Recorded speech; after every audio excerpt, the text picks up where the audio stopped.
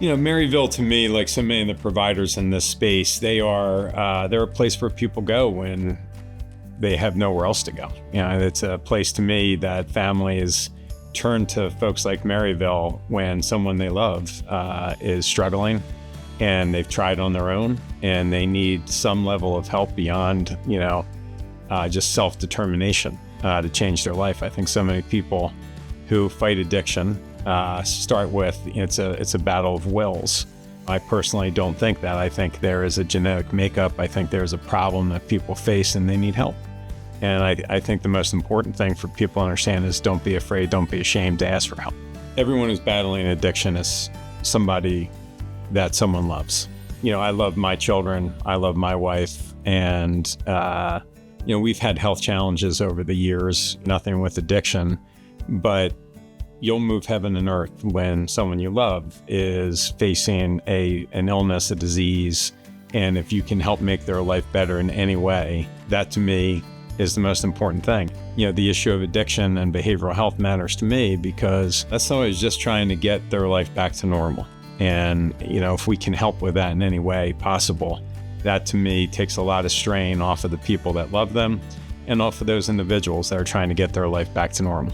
And it's why in my role in government, we have worked on public policy initiatives that help people struggling with addiction come off of it. It's why in my private life, we've worked with some amazing companies in the value-based care world that are working to make the transition from addiction back to society easier and to help people stay sober.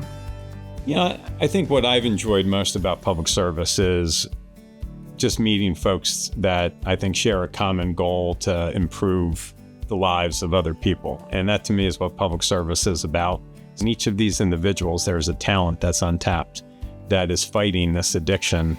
And if we can help them solve that problem, we're a better society. Anytime people acknowledge your work, it's flattering. I learned a long time ago that there are not a lot of thank yous in this business, and that's not why you do it. I think the thank yous that I've noticed are when people stop talking about the problem.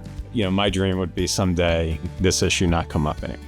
That someday, we're not talking about people struggling with addictions. We're not talking about people having, recidivism rates and going back onto drugs, or people, facing jail time and through crimes that are committed because they're not in their right state, and help them get to where they need to be. I am blessed to have what I think is one of the best legislative offices in the state. We have a remarkable group of talented young people that have committed part of their life to public service. Today, more than ever, there are people that I think are just fed up with government and public service. And I think the challenge with that is if you get fed up, you're probably one of the good people.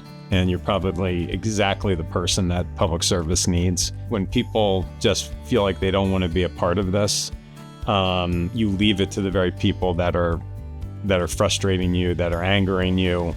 They're probably in it for selfish reasons. So I think getting involved is critically important. People's voice matters. You're not impacting just the people that you love. You're impacting thousands of people that you will never know and never meet. And that's part of, I think, what is the fabric of our society.